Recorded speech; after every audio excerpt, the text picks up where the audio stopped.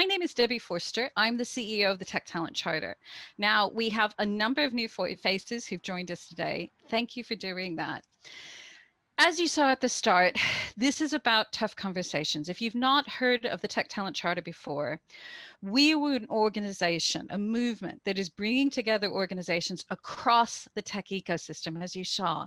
This is about bringing everyone together to look at a collaborative, practical way that we can really move the dial on inclusion and diversity in tech. Now, back in 2017, when we began this, we needed a tight focus, and that was gender. But the pledge was always that we were going to do the whole piece, the whole space, because this had to be, if all we did is bring in a lot of white, middle-class, cis, able women, that's not diversity. What we need to do is to think with all of those lenses to make tech the best, most inclusive place to work. So if you've not been to one of our events before, we really want this to be as interactive as possible. We will be going into our panel discussion. Now, this is the bit where I give you the housekeeping. So if we were in a big building, I'd be telling you the fire exits and the loo and where the coffee is. I need to know that you already know that where you are. What I'd want you to know instead is this. If you have a question, if something's not making sense, if there's a technical, if the sound's not behaving, Azil in our chat will be able to help you. She's my head of events. If you have a question for my amazing panel as we're going on, please don't message them directly so we can distract them. If you send that to me, there will be a Q&A at the end, and then we will have a short breakout session where you can talk to the panelists, talk to each other, and work in that way. If you're feeling that you can multitask and you'd like to go and have a little bit of a play on social, you please tag us. We'd love to know what you think. That's at Tech Charter UK. This is where we are. So when we think about social inclusion in tech, it's actually a topic that hasn't been talked about as much. And while looking at gender in relation to tech was never easy, it was easier because it was something that was quite clear. It was easy to look around in the room and to see who probably identified as a woman or who wasn't in the room, and we could move for that. But when we pledged that we would look beyond that back in 2019, we began looking at the importance of things like ethnicity and social mobility. And social mobility is one of those invisible lenses. And it's the one in which a lot of people on both sides of the divide feel uncomfortable to talk about. But we do know that as companies, we need to bring everyone in. And to do that, we need to be more inclusive across this divide. So today, what we're going to do is to carry on a conversation. Tech Talent Charter is about bringing together everyone to share what works and what doesn't work. If you're coming to hear about a magic bullet, there isn't one. If you're coming to hear one company to say, you know what, we fixed it, it's all done, here's what it is, that's not what's going to happen. These are companies, individuals, consultants who are on the journey to try and make this better. If you want to carry on in this discussion beyond today, this is something we've been working on with Lloyds Banking Group for some time. Back in February, for our annual festival, we began the discussion about social inclusion, and we'll share a link in the chat about where you can look at that recorded conversation of the panel, thinking about those early steps that you can take. We also staged something that we call a hackathon. Now, a hackathon is when we do a shout out across our members, and we're about 650 now. We do a shout out across our members, asking experts to come together to think and use a whole month to curate what is out there, to gather them together. Now, the one that we did most recently in partnership with Lloyds and our hackathon team was social mobility. And one of my panelists, Tony, is going to talk about that today. And then today, this is where we dig in a bit further. Now, a few things I'm going to push out of bounds for our discussion, not because it's not important. So obviously, some of you are going to be saying to me, but really, if we've got to fix this, we've got to get into schools. We've got to make a difference in schools. I completely agree with you. What I would recommend is look at one of our other signatories, Tech She Can, all right? Tech She Can is doing some great work in creating early inspiration materials for young people, girls, and particularly with social mobility.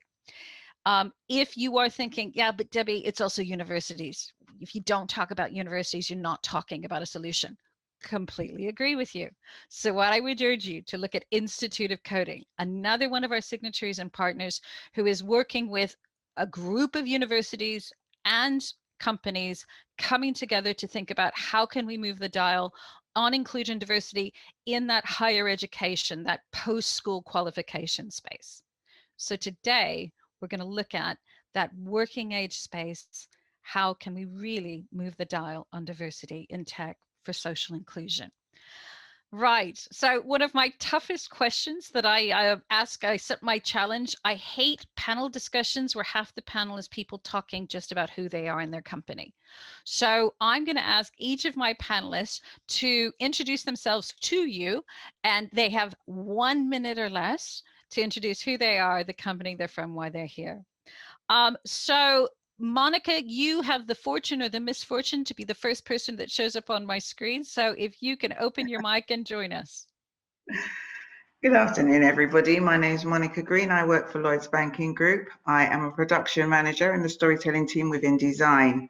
I've had the pleasure of working with Debbie on projects that we've done for TTC. But I also like to say that as well as my day job as a production manager, I work side of desk with the Equality, Diversity and Inclusion Lab, EDI. I work with a tremendous bunch of people who we are all like-minded. We're passionate about what we're working towards, and we're doing some brilliant work. That's me. Thank you so much. Anna, you're next up. Hi there, I'm Anna Purchase. I'm a London office senior partner at KPMG, which means I'm responsible for the 10,000 people we've got out of our London office in Canary Wharf. I took this role on in the autumn. Prior to that, I was head of people at KPMG, so absolutely passionate about our inclusion and diversity strategy and responsible for setting and leading it whilst I was head of people. Looking forward to learning lots today, Debbie. Thanks for inviting me. And of course, we are proud signatories of the Tech Talent Charter. Thank you so much, Anna. Barry, that brings you up next for me, please.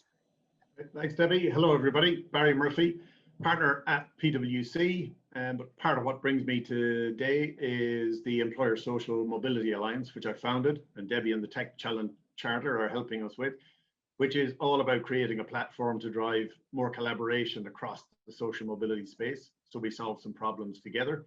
In addition to that, involved with the City of London Task Force on progression and inclusion at senior levels in financial services. So given all of those hats, I'm really keen to hear from all the other panelists and everybody else today, because Debbie, you got it right. This is complex, it's sticky, and we're not going to fix it in 1 hour, but we can make strides. Fantastic. Thank you so much, Barry. Gori, can you come up now? Yeah, absolutely. Hello, everybody. Hope we're having a good afternoon. So I'm Gori, so I'm the founder and CEO of Upskill Digital. We actually build learning programs that are focused on inclusion. I'm really excited about this conversation. As Barry mentioned, the importance of trying to untangle quite a complex challenge. You know, with my organization, we look at helping organizations to tackle some of those most challenging inclusion problems, trying to make the workforce as bias-free as possible, and helping managers become more culturally competent. So hopefully that'll be part of the discussion today. I'm also, alongside Barry, I'm an advisor on the City of London's Task Force for Social Economic Diversity at senior levels within finance and the professional services. So really excited for this conversation and looking forward to hearing your questions as well. Brilliant. Thank you so much, Gori. And last but not least, Tony. Hi, my name's Tony Kent, and I'm a professional speaker, compere and stand-up, and I specialise in social mobility.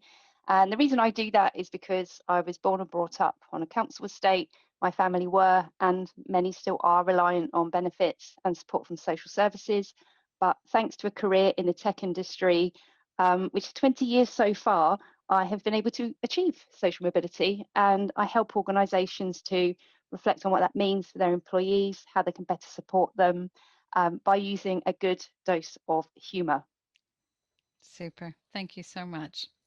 All right, so you can see we've got a wide range of both a breadth of experience across companies and organizations, and then in depth of lived experience, worked experience, and across sectors, which I think, because we can say where a lot is happening perhaps in the professional services, what can we learn, what can we bring into what we do in tech? Okay, so Tony, you gave a lot of your time with that hackathon team to look out across the space to really see what's happening out there. What is the best practice? I think you found a lot in terms of recruitment and attraction. Can you start talking me through what you found? Sure. So our task was how to incorporate social mobility into a D&I strategy. And what we found was that there is a gap in tech. There is a lot of outreach that's being done, which is great. But what is perhaps missing is some of the retention and engagement strategies for existing employees and helping them to feel comfortable to talk about their background and to feel supported in doing that. We learned lots about how you need to build trust when you are asking your employees for personal data and telling them what you're going to do with it and why you need it. And we found some good examples across the consulting firms where there were programs in place that included mentorship, buddying, storytelling. So there were lots of lessons to be learned from there. And I think in the tech space, in particular, we did find that there is a challenge when it comes to progression. So whilst we may recruit people in who are from a low socioeconomic background, and we do that really well, what becomes difficult is ensuring that those individuals achieve the same level of progression from amongst their peer group who did not experience disadvantage. Okay, so if we've got new people to the journey, I'm throwing this to the whole room. We say there's a lot going on that's good in terms of attraction and recruitment, not so much on the retention. But let's still, because if I'm a company who's new to the space and I'm just suddenly woke and thinking, oh my God, you're right, we're a bunch of posh people sitting in this office, I need to make a difference. Help me understand. So Tony, you mentioned data and culture and recruitment. So throwing up to the panel, give me one or two things that you think, if I were listening in the call, that I wanted to get better at starting on the journey: data, culture, recruitment. What do I need to do? Happy to jump in there, Debbie. So it's all three. So you do need to start tracking data, because you need that data to start analysing if you've got any bias coming into your recruitment process. In terms of where you're looking to recruit, you do need to start early with schools and build the relationships. You need to look at different ways into your organisation. So apprenticeship programmes, you need to make sure if you're recruiting graduates, it's not just from the Russell Group of universities. So think more broadly, takes a bit more effort. And then the other key thing I'd flag is make sure you've got the right role models being able and comfortable to talk about their social mobility journey. You can't underestimate the importance of capturing one of your senior people saying, this is where I started from and this is where I am now. And that's really important, isn't it? Because I think we talk about this in any of the lenses. If I'm going to come work for you, I want to be able to look somewhere and see someone like me, someone's story who's like me. Are you seeing this? Are any of the rest of you seeing this on the attraction piece, on the recruitment piece? Yeah, Debbie, happy to pick that up. There's certainly recruitment and progression piece. There is that piece on, can I identify somebody who's like me, who's been through the journey, or at least who can empathize with why I might not feel included and help me deal with that. I'll just give one very quick example. There's a very senior partner in one of the firms that I was talking to last week about the City of London work. And he said, Barry, I've never told anyone before, and I'm not sure I'm ready to tell it publicly and to tell my story. But he said, I'm Romany Gypsy. I'm the first in my family to ever finish school, let alone go to university. And he said, only 3 years ago, I was told I didn't fit in this environment. And he goes, so how do I get comfortable to tell my story in a way that inspires others and not have it rebound? So I think there is something about that, and actually having a bit of empathy with the story. And I think Barry, it's really important because I do worry when companies jump first to recruiting without really sanity checking their culture and really being prepared for some surprises. It is creating that safety, and it's being prepared to have those difficult conversations and create the safety for our existing staff to talk about our stories and to really understand where we're getting it wrong. One of the things we always say again, it is a difficult conversation. But if we're not having it, if we don't have the psychological safety, we're not going to move forward on that. Does anyone else want to build on that culture, psychological safety, recruitment piece before we start building into the retention and growth? Can I I'll just just add to that bit. Oh, Monica, please. Perfect, Sorry, both of you. Coach. So Gori, you jumped on my screen first, and then I'll bring you in Monica. So Gori and then Monica. It's a really short point before we run to the retention piece, because I think Tony made a good point about role models, and you talked about being able to see individuals in organizations that look like them. Obviously it goes beyond looking like them, because you've got to hear their stories. So actually allowing for the role models in your organization, once you've captured the data to know who they are, to be able to showcase their stories to those in colleges, schools that have more access to disadvantaged individuals, and then giving that space for that story is really key. So again, it's not just being able to see somebody, but hearing their story is really key. And I think that as part of the early recruitment piece is really key. I know we're not talking so much about schools and stuff so much now, but just wanted to put that in there because I think Barry had a really good point about that story and where it could be shown. And I think the power of story, and we talked about that a lot in the February festival as well, of it is how we connect as humans.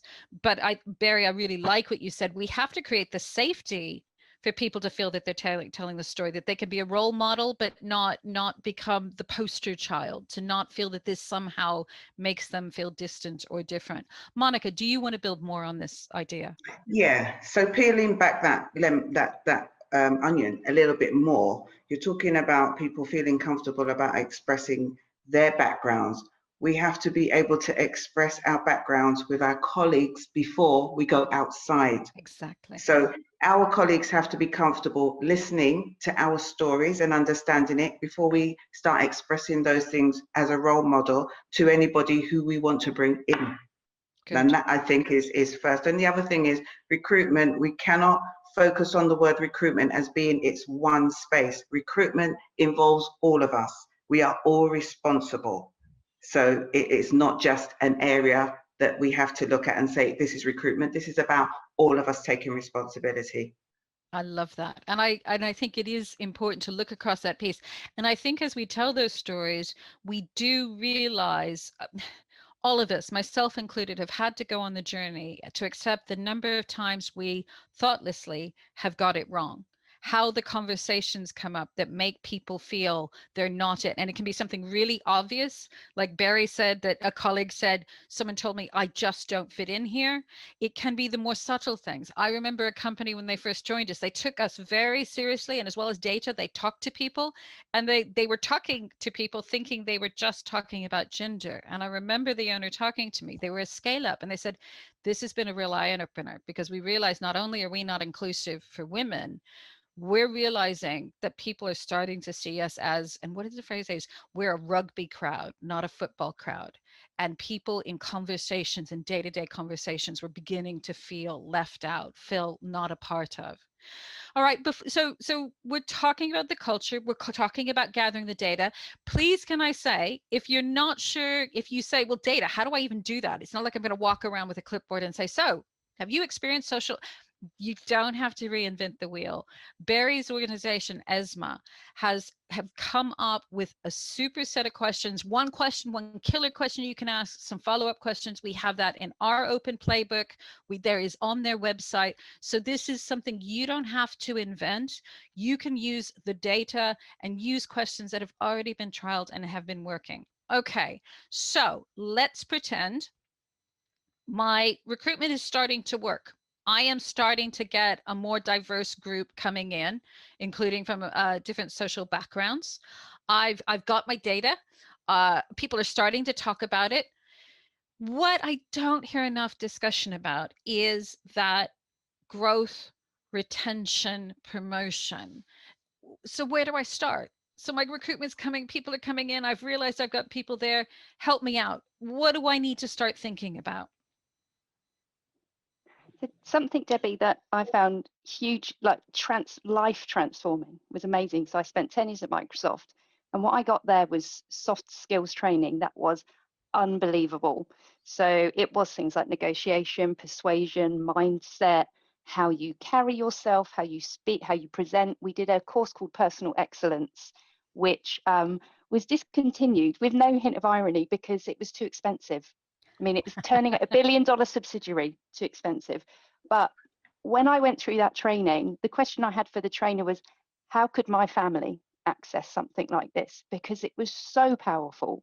And I would love to see things like that being far more broadly made available to employees that need it, who may not put themselves forward, rather than just the employee that performs the best. And I think that's really important. And I think several of you want to talk about that, because this is not, if we build it, they will come. This is about how do we really help people access things they might not have the confidence for. Who wants to build on that?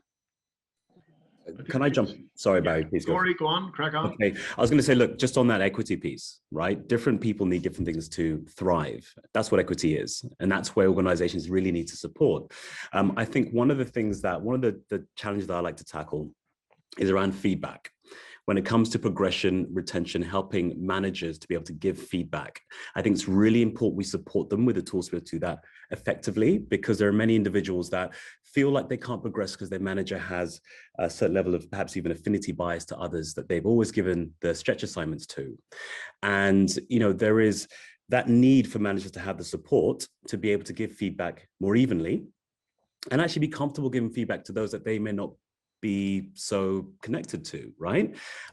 That's really key. There's this thing called protective hesitation. It's actually the fear of giving back harsh feedback to somebody who, or giving harsh feedback to someone because you fear that you might be called sexist or racist or whatever it might be. And some managers actually fear that. They don't feel they can give it comfortably to someone that's like them because they think they can take it well. So, that fails to give the true useful information to help somebody else grow and thrive. And I think that's one area that I'd love to tackle and see how we can help managers there.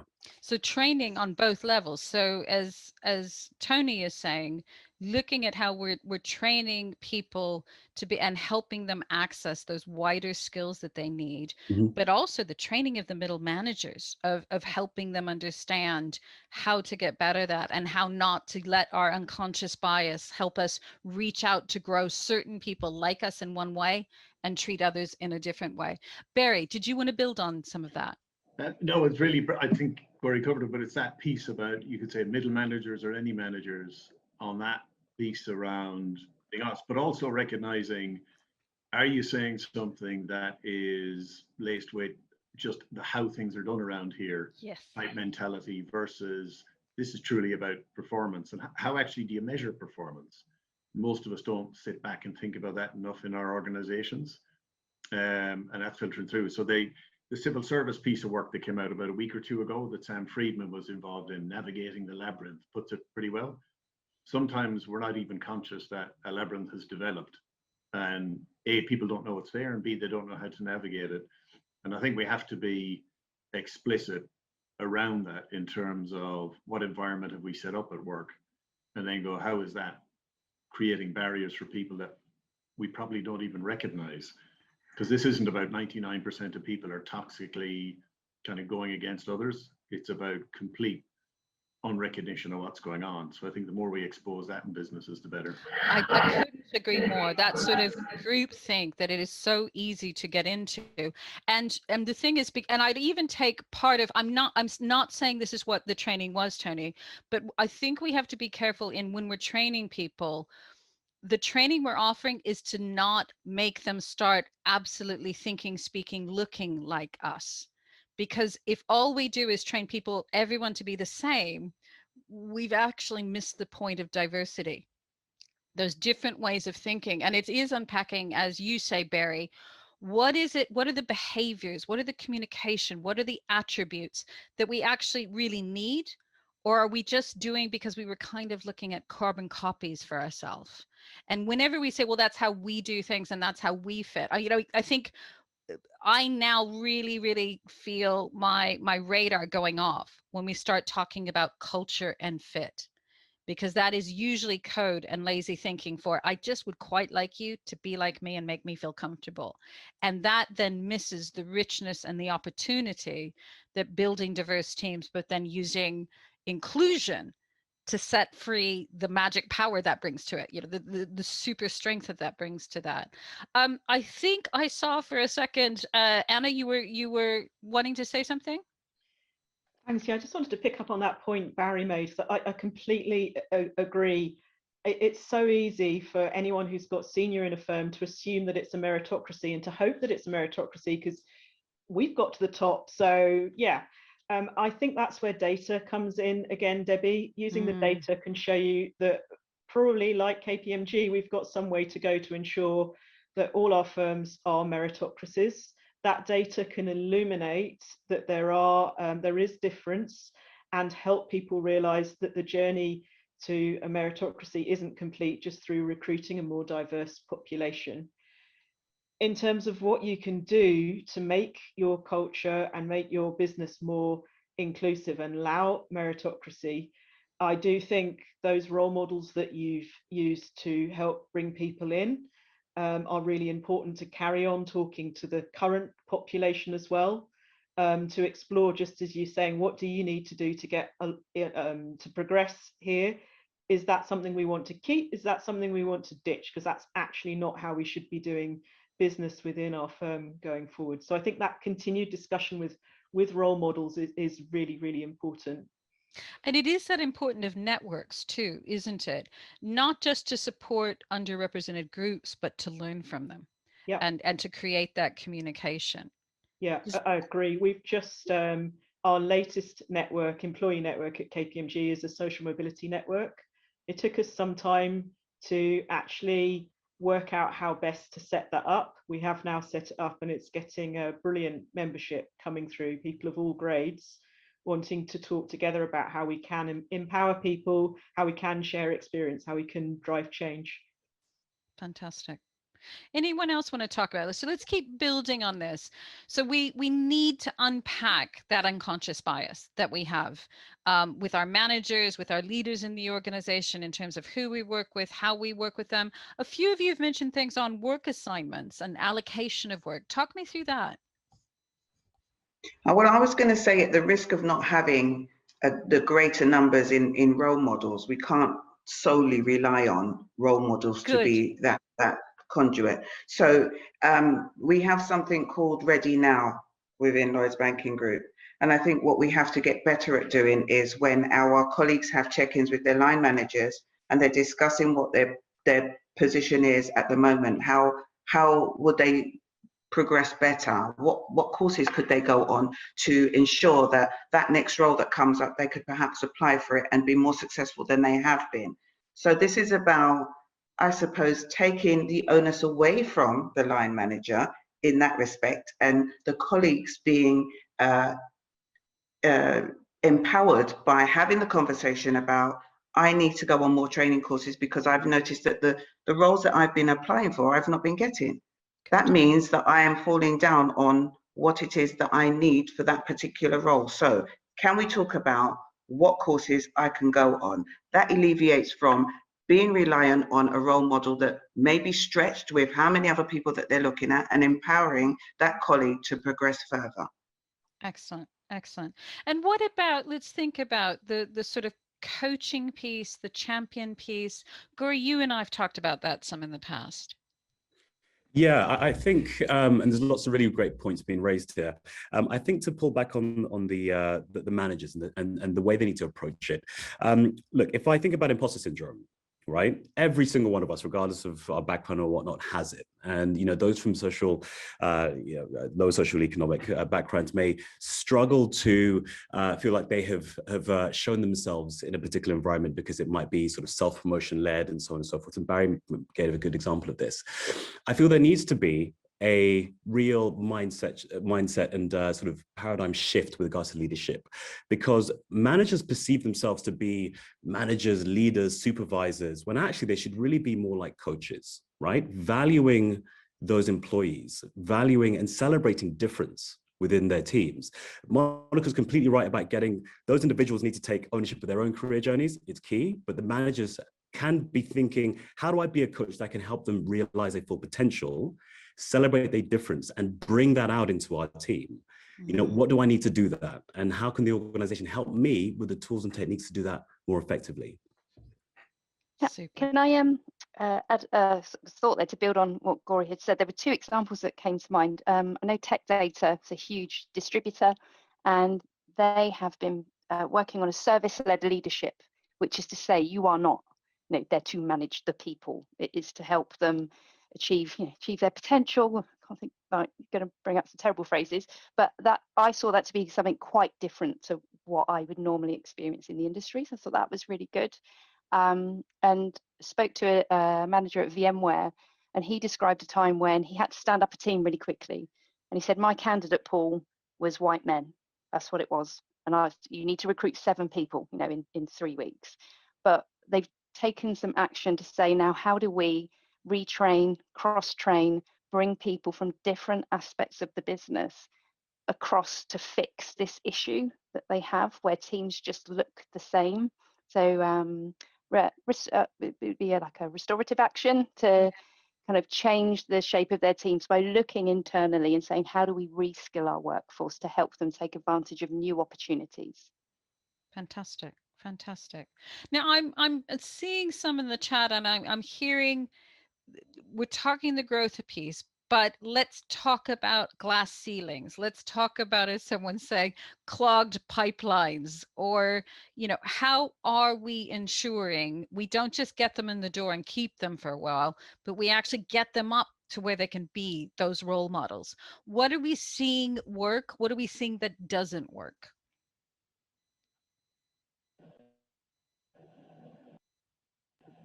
I think, Debbie, I'll jump in to start and then let other people add in comments.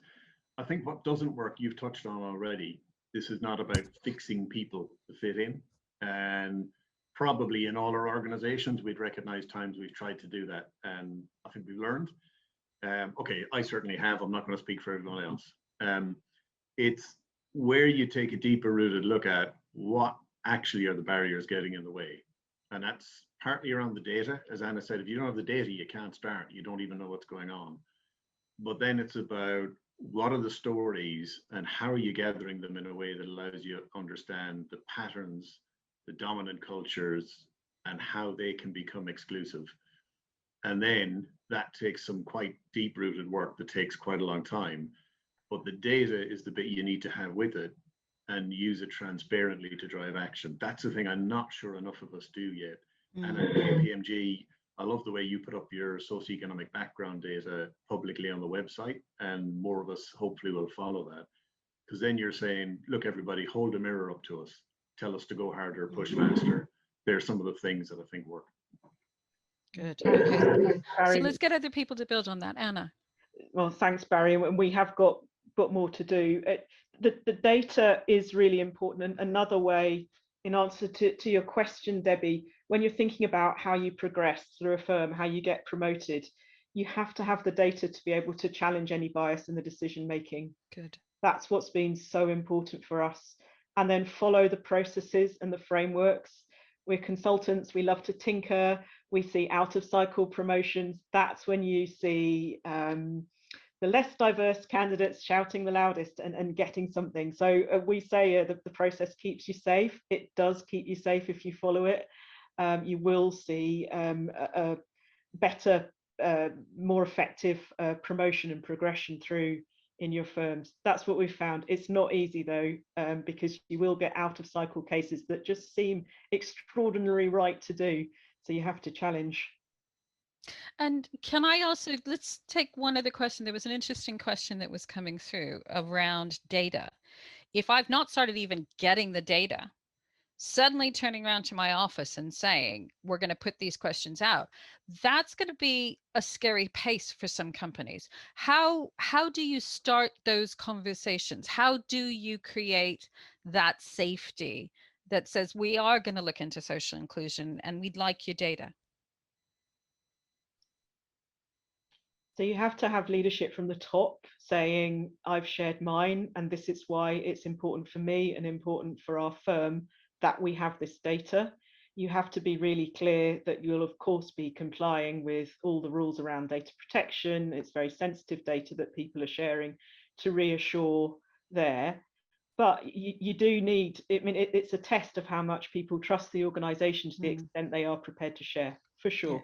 Yeah. And I think, you know, anyone that, because I talked to one company who talked about when they first started asking the questions, and they got a lot of prefer not to disclose. And for them, that was useful data, because it said to them, the trust piece isn't there. We've not got the transparency. They don't feel that there's a commitment. They don't have a clear idea of how that's going to be used in terms of doing that, etc. All right. So Debbie, yeah. On that point, one thing that came out from the hackathon that we found was that the Social Mobility Commission's Toolkit website offered a way to conduct those anonymously if employees really didn't want to disclose personally, but you've got to have them trust that it will be anonymous. But we thought that was a good tip. And I think there is that piece of the data and the safe to have the datas, etc. But then there is also the piece, isn't there, of, we talked about earlier, we need to hear people's stories, we need to listen. But isn't there an issue as well? We need to make sure we can listen without getting defensive. We need to make sure people's experience are genuinely heard. Now, a lot of companies had to go through that last year during Black Lives Matter.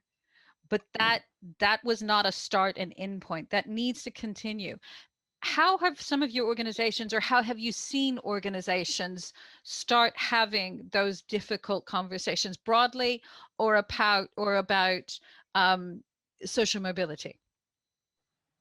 Broadly, I'd say it is difficult, because what you then find is you'll get people opening up, feeling comfortable about speaking about things, and then you get conversations coming back with, you have to be sensitive because some people aren't well, they're not receiving it well, or we've got to know how to handle the reception, and you know, so that puts you back again. You've decided that you're going to come out and talk about the situation, and now you've got to pander to people are feeling unsettled by what it is that you're expressing. So that's another issue. And to feel that it's going to be acted on, isn't it? You know, it is, again, it's not enough just to listen to me. I need to then hear, and what's going to happen. It's that follow through. We need to get that entire conversation moving, not just we tell you things are going to change, we're going to listen to you, we're going to acknowledge and help own that experience with you, but then what the actions are going to do. I think, Debbie, yeah, I'd just like to kind of comment there, because I really like that point that was just made on the reaction you sometimes get back. Oh, you're being a bit intense. You just need to tone it down a bit. And you kind of go, no, fuck it, this is a real issue. And you need to feel it from people's hearts. Otherwise, I don't think we're going to make change happen. So And I think that's I'm really glad you say important. it, because I do. And that's why we talk about difficult conversations. Nothing makes my head explode more when I see, and you'll more often see it on TV on some of these interviews, where someone from a represented group listening to someone from a less represented group, and let's be honest, often someone who's of color, right? But doing that, don't get emotional. I can see you getting upset. We need to accept our responsibility that these are real, deeply felt experiences, and we have to learn to get comfortable with being in that space and not trying to deny it, not trying to fix it, and to really let that go, because these are bottles that have been sealed up for a very long time. I think I'll add to that. I just wholeheartedly agree. Like, people need to rethink how they respond to some of these statements that are being put out, because the amount of effort that goes into coming out in the first place, like Monica said, and then all of a sudden you feel like I've got to take it back. I'm like, the barrier's gone up again. You know, when do I feel I'm going to get the next chance to do it? And there's we've done some training around not so much just unconscious bias, but how managers can feel more comfortable having confident conversations with employees. And in some of those sessions, we talk a bit about privilege, right? But I know it hasn't been mentioned here, but we're not just talking about white privilege, because it's not about white privilege. It's a completely different conversation, right? So what we try to do is make sure when you're having those learning interventions, those trainings, that you go to where they are at from a learning journey perspective, right? Many staff have been to, training sessions around anti-racism. They've often been faced with conversations and, learning about conversations that they've never been prepared to have before. And it's quite shocking for many of them. And they rescind and just go back into what they're used to saying. So there is a way to be able to deliver these sessions and not just expect people to go, oh, I know how to handle this conversation. Absolutely. Right? Like, it's not as easy as just saying, I expect you to know how to handle it. You've got to be equipped with the tools, the techniques, examples, relatable examples where they can say, oh, I could learn. I think I could do that moving forward. Let me try that. And I think that's really important from how you approach supporting individuals and not expecting them just to, immediately know how to handle those conversations. And I think, and we need to really accept the vulnerability you feel when you're in that position, and the training and the support needs to be happening on both sides, because isn't it, there's that learning phase we go on that people talk about, that from a psychological standpoint, of going from unconscious lack of knowledge or experience to then we go into the next space, which is because we don't know. The most comfortable place is I don't know, and I don't know that I don't know, right? And that's where a lot of people are. Then they get to the stage that we're moving them to of, okay, I know that I don't know how to do this. And that is a scary, vulnerable place on both sides of that table. And providing support, providing the coaching, the mentoring, the real examples for our managers to get them into the point where they can then be consciously being knowledgeable and experienced, to where they can get to where it's unconscious. It's, they have good habits and they can do that instinctively. They can be that empathetic leader. They can remove that unconscious bias. But none of this happens easily or automatically or naturally. It has to be like anything else we do in business. It needs to be planned for. It needs to be supported. It needs to be given time. And we need to accept that it's going to go wrong sometimes. If there's anything else that we have on this, because otherwise I'd like to also talk about, we may have noticed that lately the world broke and we are working in very different environments, lockdown, remote working. And I want to understand for a minute where that offers advantage and disadvantage from social mobility. But before I drag us out into that, is there anything else on that the management, growth, retention, etc., that people want to do? And if there are any other questions people want to throw to me, but anything on that before I go into lockdown and remote working? Silence is assent. Okay, so for over a year now, we are under lockdown, and what a lot of companies said could never happen, remote working, is now a reality, whether we want it or not. And a lot of companies are trying to now think about, if the world ever does get back to normal, what does that new normal look like? Now, we know in some cases that remote working offers real advantages to some underrepresented groups and represented groups. But I'd like us, because I know I've talked to each of you, there are some hidden dangers we want to surface for people to think about. Who wants to lean onto this for me?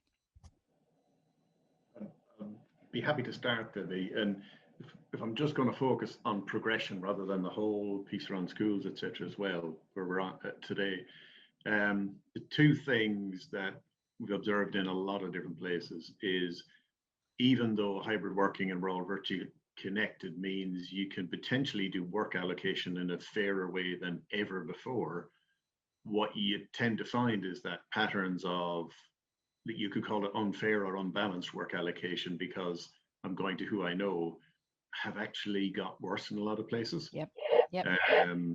That's one of the issues. And the second then is all of that informal, let's call it cultural skills building or understanding both ways, has depleted over the period that we've been more virtual than not. In businesses that are kind of virtual, there are some where that's not happening. They're physical based businesses. But they're two of the trends that would make me worried about, will we see a stall on progression rather than an acceleration? Agreed. What else are we seeing, people? And I agree completely with Barry on that last point around work allocation. I'm really worried about that too, because we know that is the way you progress. You get on the great projects, the great pitches, the things that allow you to really build your name and build a reputation. And I think there is a link back to the point we were just talking about around the role of the manager. Hybrid working will allow us to continue to build on some of the great things about lockdown in terms of getting to know each other better, because we're talking into our homes. And I think many of us have really enjoyed that sense of knowing the people we manage, the people who manage us, knowing us better. So being able to keep that level of openness, I think, will be really helpful in terms of helping us all progress. Some of the other things that worry me, lots of our populations are studying as well as working, so availability of good study space. So we're looking at, for example, making it clear that even in a hybrid world where more of us are going to be spending less time in the office, if you need to get into the office to study because you just don't have the space or at home, you can do that, same as working. And I think if we're going to be in the office less, there is a concern that you might feel even less that you belong there. So we're going to need to focus on that sense of belonging when you are in the office. I don't have all the answers, but exploring that, we've been looking at making all our offices in the UK look the same. So if you're going to a new office, it still feels familiar, easy ways to navigate around the office. I'm looking at having free breakfasts on some days to encourage people to come in and you just sit down next to the person where there's a space so people get talking. So things around belonging, I think, are going to be really, really important. And we need to assume not everybody, I think, you talk about study spaces, but for a lot of people, not everybody's going to have the benefit of a spare bedroom to work out of. Not everybody's going to have endless broadband they can draw on, etc. And if we need to be thinking about those and make easy ways of seeing that and working and supporting our teams with that, so they don't feel that it's another reason that they don't belong, because they either have to scramble and hide something, or they have to find a way of asking for it in a way that is different. All right, anything else about what's happening under current lockdown that I should be thinking about if I'm a manager, if I'm a leader in my company, from a social mobility standpoint? Something I came across one tech company that they did, which I thought was really good, was they thought really hard about who works for them and the kind of setup that they have at home. And they created a COVID safe office space that they could go to for exactly that reason. I saw this poor bloke trying to deliver a webinar, and you could hear his kids were crawling about in the background. He was so stressed, and now his organization has a space he can go to, and they're actively making sure that individual employees have the best possible work experience, whether that is going to a safe office or if they have the luxury of a spare bedroom. And it is about getting to know our teams, our people as people, and what they need. And that has been a good breakthrough. That third wall has broken, where we are now more in people's lives and they're in ours. And if we make that a safe transition and get to know people, and it helps us then also, I think, to talk to people to find out what they want and need to do with them, not to them, which is always important across all of those things. All right, so this has been super. There've been some great questions, but we are a big group, so I thought we'd break ourselves into smaller groups for a short stage. Now, I know for some of you in the room, the minute you hear breakout room, you are clicking that leave button. Before you go, please could you give us and return the survey? We'd love to hear what's worked, what hasn't worked. I'd love for you to join these breakout rooms. This is a chance that you might share some of your ideas. We're going to have a facilitator. We'll have a panelist in the room. You'll be able to ask some questions that you might not have put into the chat line, or that you're cross. You think, oh, for God's sake, Debbie, I've put that into your message line 3 times. Why haven't you seen it? This is your chance to do it. But if you're sitting there at home listening to this and thinking, why aren't they talking about this? I know this works. Share this in the breakout room. We're going to put you in that breakout room for 15 minutes, and then we'll bring you back. So this is where Azil hits some magic buttons while I smile blankly at you all. If you're going to vanish from us, I will be heartbroken. When you come back, you're going to have cameras on and everything. Please stay with us through the breakout session. But if you are going to leave us, see the Survey Monkey, please fill that in. Azil, if you can work your magic and put everyone in their breakout rooms. So in terms of looking at that, would people like to share a key question or key insight that came out of your group? Can I ask someone from group one, room one? So that is the group that was in with Monica. So that can Yeah. someone from that? Yeah, I believe that is was the room I was in.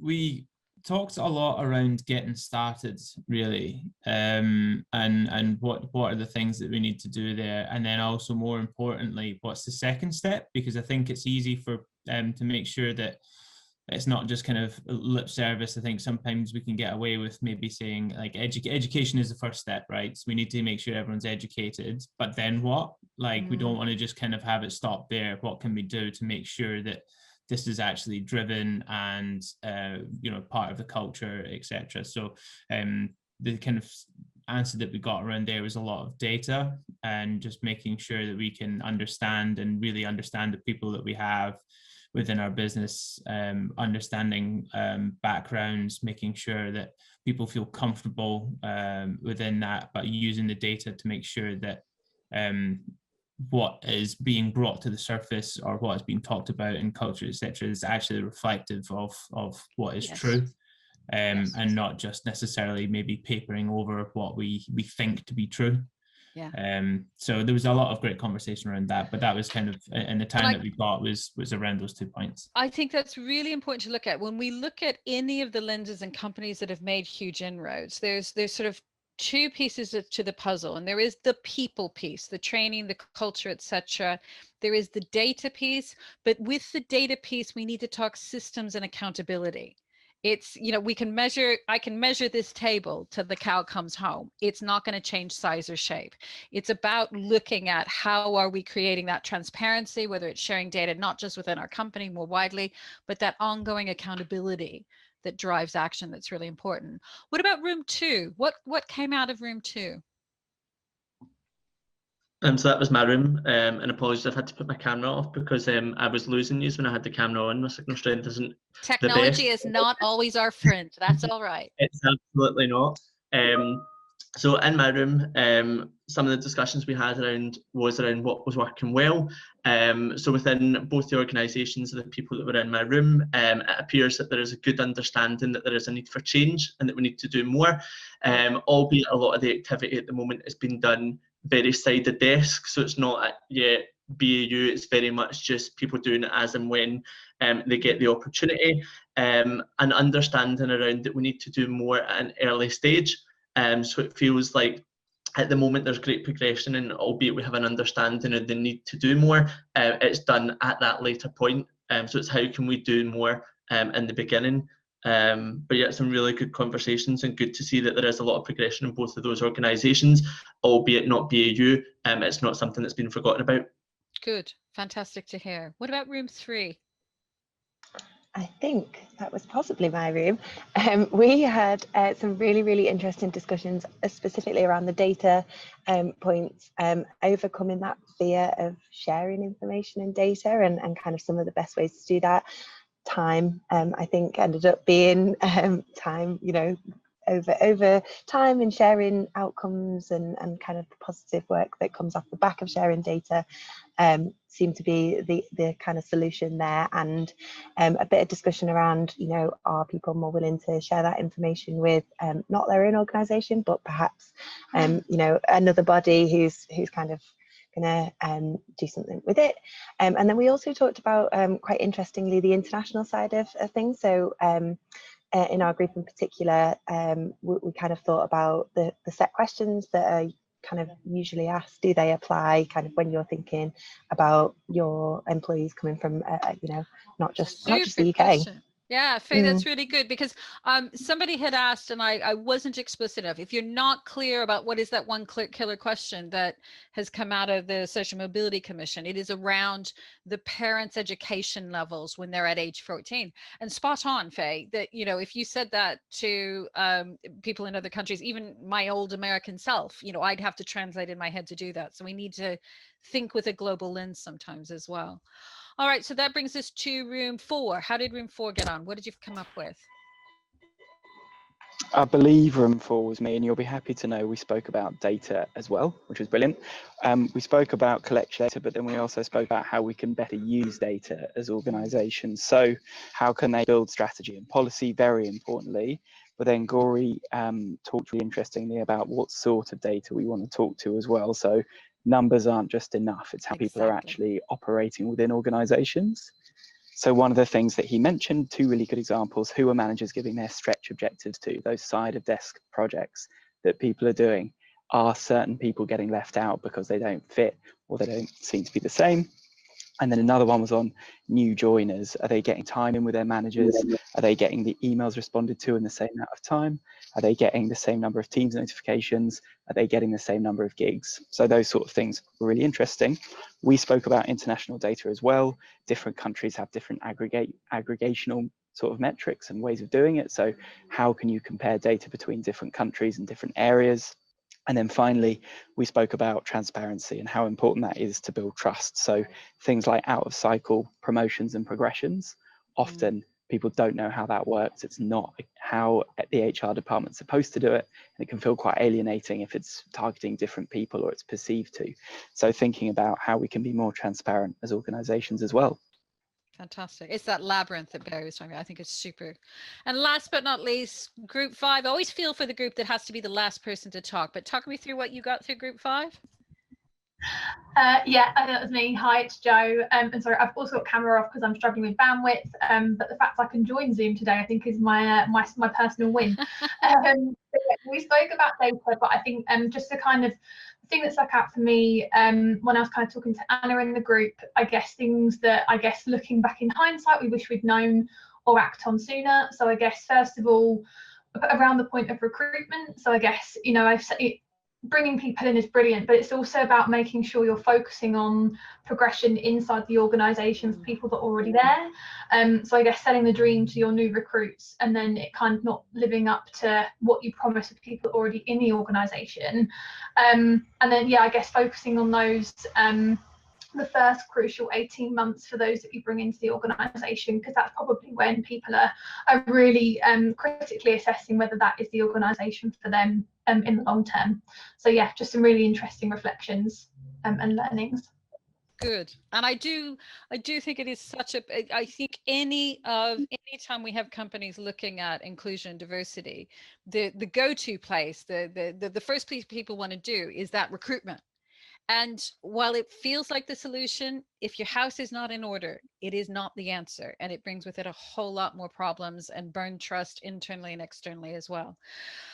All right. So listen, thank you so much. There's a billion places you could be right now, not looking at a screen and hearing from us. I appreciate you doing that and joining the groups. I want to thank my amazing panel for bringing all of this insight and the good, the bad, and the ugly of this. It is a pleasure to work with all of you there. And I've got to say, full marks to the group in terms of the chat and the questions coming in, etc. Really engaged audience. I sometimes feel when we ask that chat line just feels like the tumbleweed blowing through. But you really feel that. So you get your gold star. I don't know if you're going to any other sessions today, but I send you out with a giant gold star. But as well as your gold star is a piece of homework. What are you going to do? What can you take today to take into your office, into your next discussion with your line manager, with your team, with your colleagues? How could you start moving things in a different way? Remember, you don't have to start from scratch. We have the open playbook. We have another discussion that we have already had back in February that you can listen to. You can retune into this. If you're not already, you can join the Tech Talent Charter. It is free for companies to join. You just share data with us, which is anonymized and aggregated. And in return, you're in these kinds of discussions, these kinds of groups all the time. When we're at the Tech Talent Charter, we don't waste time talking about why inclusion and diversity matters. We get that. I make no apologies that we preach to the choir. You come here as the choir because you want to be the best damn singer there is. So if you haven't joined already, do have a look at our website. We'd love to have you on board. We can grab a call to talk you through it. If you are already a signatory, but you've not really started looking into the open playbook, realizing that there's more on this, Or actually, if you're sitting there and you're thinking, you know what, I'd love to join a hackathon and work on this topic or other topics, there are always a dozen ways you can get more involved at the Tech Talent Charter. And we want you to do that. We are only as good as our members, as our signatories. So I really appreciate it. Thank you to Lloyds Banking Group, who from the start being with us on this journey of really making sure that they're not just fixing it for themselves, but trying to drive the conversations, connecting the dots, both from our back in February at our festival to the hackathon to now. This conversation is not over. We're going to keep talking about how we move the dial in this space. But thank you for joining. Have a super day, and I hope to see you again soon. So long.